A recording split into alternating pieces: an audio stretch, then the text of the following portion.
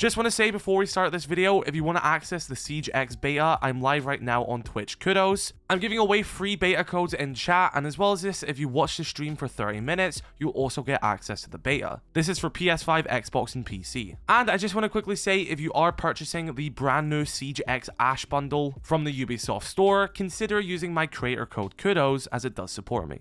Let's get into this video. So we just had the full reveal of Siege X at the showcase which Ubisoft just hosted in Atlanta, and I was fortunate enough to attend. So now that it's been a few days, the dust has settled and I'm back home, it's time to make my everything coming in Siege X video. This is going to include some stuff you probably have seen and may have not seen, and just to compile everything in a calm little collected video for those of you who may have missed it or are confused about some stuff. So the first question I have to answer is, what is Siege X? Well, Siege X is a free update coming to Rainbow Six Siege on June 10th, so Year 10 Season 2, which is a massive upgrade to the game. This is not Siege 2, this is still Rainbow Six Siege. So a very important thing you all need to know is, you will not lose any of your progression, you will not lose any skins or any operators, you will lose nothing. This is an update coming to the base game, but calling it a simple update does not do it justice. The first thing here is that Rainbow Six Siege is going free to play. Free to play players will be limited to the quick play in unranked mode and have a limited pool of operators to play, but they'll still be able to access the game and play a few modes. If they want to play ranked and access all operators, they then have to pay for the premium edition of Rainbow Six Siege. So if you're watching this video right now and you already own Rainbow Six Siege, you don't have to worry, you'll still already own it, you'll have access to ranked, you'll have everything you've already got. But going forward on June 10th, people will be able to access quick play, unranked, and a limited pool of operators for free. Now, a major thing coming in Siege X is the addition of Rainbow Six Siege's first ever new permanent mode, Dual Front. This is a 6v6 mode which takes place on a brand new massive map like we've never seen before, which is set in Detroit. For you lore heads, you may recognize this from the cinematic with Aurora and Solace, but we're going to save the lore part for a different video. But this new 6v6 mode allows us to do something which we kind of got a little teaser of in the Assault on Hereford base event, and that is mixing attackers and defenders. This new mode includes respawns and has a bunch of different objectives for your team to do. You have to prioritize between both attacking and defending with your teammates, spreading your team across the board, making sure you can prioritize what you're doing, and with you having the option to play both attackers and defenders, that means every single operator can repel, barricade, reinforce, go on drones. This is like the ultimate version of playing our operators, where they can be on the same side and can do both things that attackers and defenders can do in the core game. This adds to a lot of unique opportunities we've never been able to do before, allowing Thermite, for example, to reinforce his own wall and then place a Thermite charge for when he then needs to take the enemies by surprise later in the round, or team up with a Nomad and a Legion for some ultimate flank watch. This mode is currently in closed beta as of the time of recording for a few days up to the 19th, and if you want to get access to this beta, jump over to my Twitch Kudos and you can actually get an access code via Twitch drops. But yes, Dual Front is not a replacement for the core gameplay of Rainbow Six Siege. This is a fully separate mode to add to the overall Rainbow Six Siege experience, and overall I'm having a really fun time with it and I'm excited to see more. But let's move on to the upgrades to the core game. So of course, at its heart, Rainbow Six Siege is still a tactical 5v5 shooter, and Ubisoft are doubling down on this. The first thing is that every single map in Rainbow Six Siege is getting an upgrade, both visually and with new environment mechanics. With the launch of Siege X on June 10th, this will come with 5 maps, which are Clubhouse, Cafe Dostoevsky, Bank, Chalet, and Border. All these maps have had a complete visual overhaul with brand new textures, a new lighting system which makes it look so much more realistic, and when you compare them to their older counterparts, they are night and day. And although it will only be these 5 which have been modernized at the launch of Siege X, Ubisoft have officially announced that 3 maps will be modernized every season afterwards. So by the time that Year 10 ends, we will have another 6 modernized maps. I can't wait to see what Nighthaven Labs is going to look like. And on the topic of all of this, you can now see your own shadow, the same shadow which every enemy is going to see as well. So that entire system has been reworked and changed. So make sure you know what angle the light source is hitting you at. But yes, not only are maps getting modernized, we are getting new environmental components. Currently 3 different ones. The first is a fire extinguisher. Maps will now have fire extinguishers in different locations that when shot or blown up by either an attacker or defender will explode into a smoke screen, which you can then use for cover. Don't stand too close, however, though, because you will get concussed by its explosion. This can be beneficial for both attackers and defenders if you need to get yourself out of a pinch, and especially this could be really good if you are playing Warden. The next environmental item are gas pipes. Taking a shot at one of these will cause a live flame to emit from the side of it and damage anyone walking through. But this flame will also be a timer itself, as the closer it gets to a blue flame, the closer it gets to exploding into a pool of fire. Similar to if you would explode a Goyo canister. And although the fire doesn't last as long, you still want to stay away from it. Use this as an attacker to block enemies off flanks whilst you go for a plant, or as a defender to slow down the attacker's push. Here's a fun tip. If you find one by a doorway, place a Capcam trap there for an extra big boom. The final new environmental element are metal detectors. Now, although we actually already still have these in the current version of the game, they have been upgraded to these environmental items rather than just being a part of a map. So, with them being electronic devices, that means EMPs, as well as destruction utility, will affect them and disable them. But walk through one of these metal detectors and your position will be given away a lot more than it was before. All 3 of these new environmental items will be implemented into the modernized maps, and they aren't just throwing these willy-nilly across all maps. They still feel natural in their placements, and they make sense. Like I said, this is in every modernized maps as well as the dual front mode. You also get to experience both of these modes with the brand new audio system. Now, I could sit here and talk to you about how good audio sounds, or I could let you hear it yourself. Now, if you aren't listening with headphones right now, I highly recommend it, but put your headphones on because I'm going to be showing you some raw gameplay just to let you hear how good the new sound is.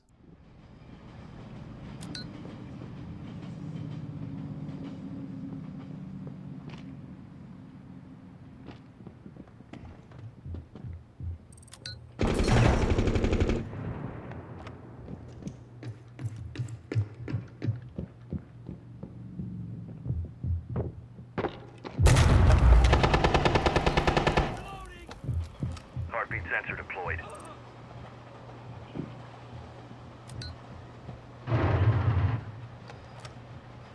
Nitro deployed. Deployed.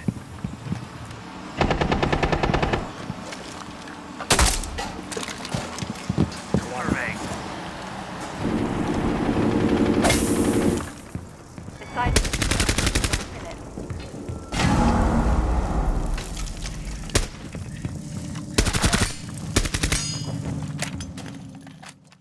Pretty sick, right? I can actually tell which direction my enemies are now. Okay, let's jump over to probably one of my favorite things coming in Siege X, and that is the brand new advanced rappelling system. I'm not even like joking when I say this is incredible. So from a baseline, rappelling works the same as it does before. You rappel on the side of the building, you can go up or down, change your position. That bit is still very familiar. But now you have the option to sprint left and right whilst you are on rappel, and as well as this, you can jump around corners. So typically before, if I wanted to go from one side of a building to the next side of the building on rappel, I would have to get off rappel, then walk around, and then get back on rappel. Now, it's as easy as ever. Your operator just jumps around the side of the building, and there you are now on the other side. It even works when there are some environmental objects in the way as well. I don't know if I can get you some gameplay of this, but when I was playing in Atlanta, I tried this on Bank, and those structures around the front were not a problem. My operator still jumped around them, and I was able to scale around the building just like I wanted to. This is going to change the way so many maps and operators are played. Like, if you've planted on a window, for example, you don't have to get off rappel if you're worried about a run out. You could just run around the corner on rappel, wait until you have enough time, and then run back around that corner. I'm pretty sure in their reveal trailer, they showed a really cool case where you could use fuse. Pre-place a fuse charge on a window, run around to the other window, detonate that charge to flush out the enemies, right right into his line of sight. Although that is a trailer, that is a very realistic way of how this new mechanic can actually be used. And genuinely, they have cooked hard with this, and it's opened the door to so many strats. Now, this next addition is something we've been asking for so long, and that is weapon inspection. Very simply, pressing I on your keyboard. Not sure what the default prompt is for controller, but of course, this can also be assigned to any key you want it to be, will cause you to start inspecting your weapon. Walking will not interrupt this, so you can walk around freely, you can look around freely whilst doing this. The only things that will stop an inspect animation is if you go into full sprinting or you start leaning, as well as reloading, so anything else that requires a different animation. And when you take a shot as well, it treats it as a standard non-ADS spread, so you're not necessarily going to be shooting your gun in a unique direction just because you're inspecting. I just want to make that point aware in case people think that they're going to be able to like turn their pistol to a side and then like shoot from the side. No, weapon inspection has been done in a really good way. The animation is very clean, and something I actually want to give them bonus points for here is that other people can see you inspecting your weapon from their perspective. So this isn't just a client side thing. If you have a weapon skin and you want to show it off to your teammate beside you, they will also see you moving that gun in your hand. I just wanted to make that clear because some games don't do this and it's only on your client, so I think that's really cool that they went this route and that your character model actually does this for everyone in game. That's really cool in my opinion. Now, the next thing, which is something I actually want to make another video talking about because I actually love this, is the brand new ban system in Ranked. So, right now in current Siege, if you start a game, both teams get to ban one attacker and one defender. We all know how it works. Well, moving into Siege X, we have a brand new system. So, when the game begins and you have been given your side, the defending team will be able to ban one attacker, and the attacking team will be able to ban one defender. This happens in a much faster process, and the round then starts. Now, once that round concludes, both sides then get another ban. So, going into round 2, that means there are now 4 operators banned in the game, which is 2 attackers and 2 defenders. And once again, they're banning an op on the opposite team. So defenders ban an attacker and attackers ban a defender. And the bans from the round prior are still respected. Now, you can probably guess what happens in round 3. Now, of course, in a ranked match, this is the final round for your side before you then switch. So when round 3 commences, defense get to ban another attacker, and attack gets to ban another defender. Meaning, in round 3, there are 6 operators who are banned across the board. This brand new system now means that there are more operator bans in the game, because now 6 operators can be gone at once rather than 4, but it also makes each round unique and different. Because in round 1, only 2 operators can be banned, 1 on each side. But by the time you're at round 3, that means 6 operators can be banned. So if you're attacking CCTV on Clubhouse in round 1, that's going to be completely different to attacking CCTV on Clubhouse in round 3. Because there's going to be new and different bans which have happened between those rounds, which your enemy have adapted to try and counter your attack. And here's the thing, when round 3 then ends, we switch sides, and the bans get wiped clean. So if you started the game off as a defender, you played your 3 rounds and you banned an attacker each round, and then you ban a defender each round. And of course, vice versa for the other team. This is a completely brand new and unique system compared to what it is before.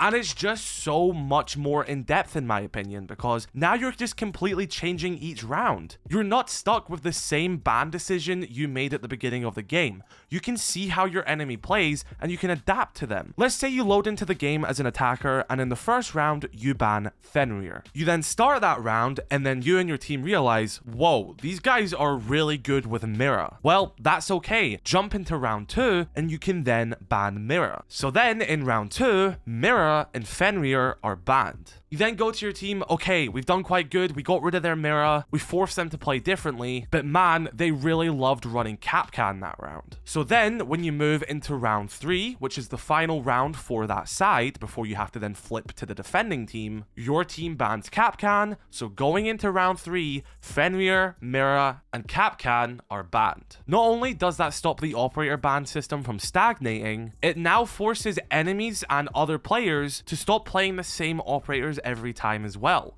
This is entirely shaking up comfort operators. It's entirely shaking up people repeatedly doing the same holds and the same attacks. It's forcing you to adapt. It's forcing you to change your playstyle. It's forcing you to analyze how your enemies are playing and banning an operator to force them to play into your hand. This is a level of strategy which we have never seen in Rainbow Six Siege before, and I think a lot of people are currently overlooking this and not giving it the appreciation it deserves. Now, like I said earlier in the video, the game is going free to play. So as a thank you, Ubisoft are going to be giving us a bunch of free rewards depending on when we started playing the game. So if you're like me who joined in Operation Blood Orchid, which is 2017, you'll get the 2017 badge for your account, which you can then put on your player cards, as well as the Year 2 reward. Just a really cool way to show appreciation to the legacy players, and we're going to have some exclusive items. Now, another thing I want to show off is the brand new command wheel. Not got a microphone? That's okay. If you want your teammate to blow up a wall, you don't just have to start pinging it and teabagging and hopefully they understand what you're saying. You can now tell them directly to breach this wall and pass that command to your teammate. You do this with the same button you used to ping, but instead of tapping it, you now hold it to access this wheel. This is going to be great for a lot of people who are solo queue and don't have a microphone, and is a very, very, very good quality of life addition to the game. Now, something I think is quite cool, which I want to show off, is there is now a new accessibility options for flashbangs. We've had one previously where you can visually make a flashbang dark instead of bright, just to protect your eyes. But with the new audio system, we have a new one for our ears as well. Specifically to do with the ringing which comes from them. So firstly, you have an option to turn off the ringing completely.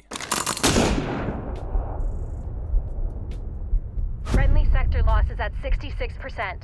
Don't go looking for a competitive advantage. It will still mute your game audio for that period of time, so you still are getting blocked off from the sound, which a flashbang would cause you, but you're just not going to get the ringing sound in your ear anymore. Or you can turn it to the wave option, which I'll let you hear, but it's a pretty cool alternative.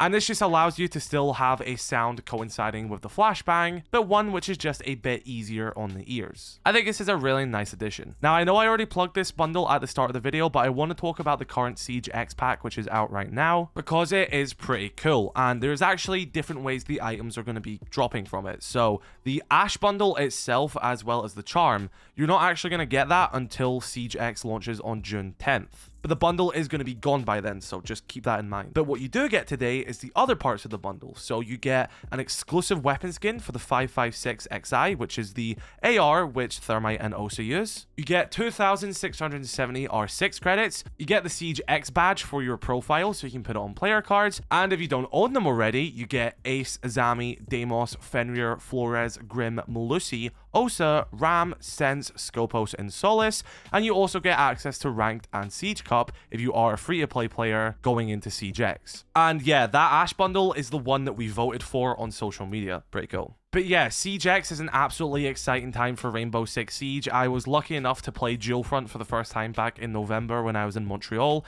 and I had a blast then, and just seeing the mode continue to evolve, and I had an incredible time in Atlanta. I love the mode. I'm probably playing it on stream right now because I'm just really enjoying it, and I just can't wait to play more of the 5v5 on the Modernized Maps, seeing what more maps look like modernized. It's so exciting. It's incredible for the game to go free to play, get some people in here who have never had the chance before, expand this community even more. If you're watching this video and you've never played Siege before, welcome. We're happy to have you. Drop a comment if you are new, and I'll get some videos going up to help you new players. There may have even been stuff I've missed in this video because Siege X is that big, so I'll be sure to follow up if I do miss anything. Also, can't believe I'm leaving this to the end of the video. Thank you for 200k. Completely forgot to mention that. A huge milestone. I was in the plane when I saw it, and I was just like showing everyone. I'm like, yo, look. Thank you all. Genuinely does mean the world to me. I'm so grateful for the position I'm in and so thankful. And yeah, roll on Siege X. Be sure to let me know your thoughts. Have a great rest of your day. I'll catch you all later. Peace.